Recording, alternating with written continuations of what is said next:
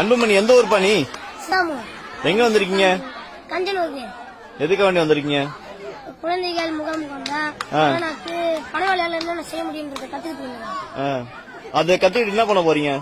அதை கத்துக்கிட்டு நம்ம விவசாயம் பண வேலை செஞ்சலாம். படிச்சதும் பணம் இல்லாம இப்ப வேலை கிடைக்கிறது கஷ்டமா இருக்கு. அது போல நம்ம இது செஞ்ச போயிடலாம். சரி, உங்க கிராமத்துல இப்ப என்ன பிரச்சனை, முக்கியமான பிரச்சனை?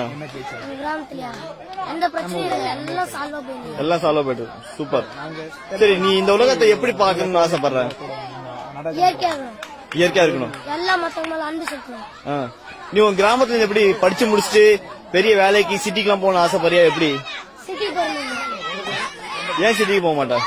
சிட்டி போனா அந்த இடத்துல ஒரே தண்ணி பிரச்சனை, புகை, வண்டி ஓட்டி தூங்க முடியாது. நைட் நேரத்துல வண்டி டர்புன்னு போயிட்டு அதனால தூங்க முடியாது. அது போல கிராமத்துல இருந்தா மயில் சத்தம், குயில பாத்துக்கலாம், கரும்பு உடச்சு சாப்பிடலாம், நைட் நேரத்துல பண்ணிங்கள கொல்ல போய் படுத்து கிடக்கலாம்.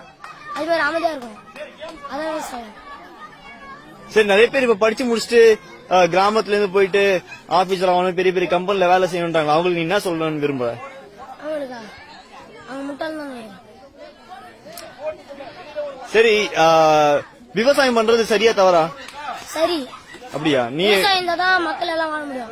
இப்ப சிட்டில வராங்களா விவசாயம் தரம் நினைச்சுனாங்க. விவசாயம் கீழே, பணக்காரன் மேல. ஆனா சிட்டில இருக்கிறவங்க தான் கீழே. விவசாயம் இல்லைன்னா இப்ப சென்னையில இருக்கிறவங்க வாழ முடியாது. ஏன்னா விவசாயத்துல இருக்கிற நெல், காய்கறி, பனங்காவை கூட இப்ப இவ்வளவு பெரிய பனங்காவை அது சென்னையில 200 ரூபாய் அது விக்கிறாங்க. அதே இங்க வந்தா நம்ம இஷ்டத்துக்கு நாம மட்டும் வெட்டி சாப்பிடுவோம். எங்க ஊர்ல யாருமே எதுவுமே சொல்ல மாட்டாங்க. வெட்டி சாப்பிட்டு நாங்க மட்டும் வருவோம். நீ எப்ப சென்னையில போயிருக்கியா? நீ போயிடும். அங்க என்ன பாத்துருக்க? சென்னை நல்லா இருக்கா இல்ல உங்க கிராமம் நல்லா இருக்கா? அப்ப நீ கிராமத்தை வாழறது என்ன சொல்ல விரும்புற? நீ கிராமத்துல வாழலாம். கிராமத்துல வாழணும், கிராமத்துல வாழலாம். அது இல்லாம இயற்கையா வேப்ப மரம், பல்குச்சி கூட வேப்ப மரம் ஆலமரத்துல இருந்து எடுத்து வளர்க்கலாம். அது போல 10 ரூபா காசு போட்டு தேவலாமா அது என்னது கஷ்டம் பண்ணலாம். இஷ்டமா காசு இருந்தா மட்டும்தான் வாழ்க்கை நினைச்சுருக்காங்க சில பேரு.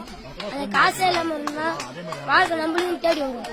இயற்கைன்னு ஒன்று இருக்குது, அது நம்ம பார்க்க வரணும். சரி, நீ இந்த நாட்டுல உன் வயசுல உள்ள இளைஞர் மாணவர்கள், அப்புறம் எங்க வயசுல உள்ள ஒரு 25-30 வயசுல உள்ள இளைஞர்களுக்கு நீ என்ன சொல்ல விரும்புற? செய்தி என்ன சொல்ல விரும்புற?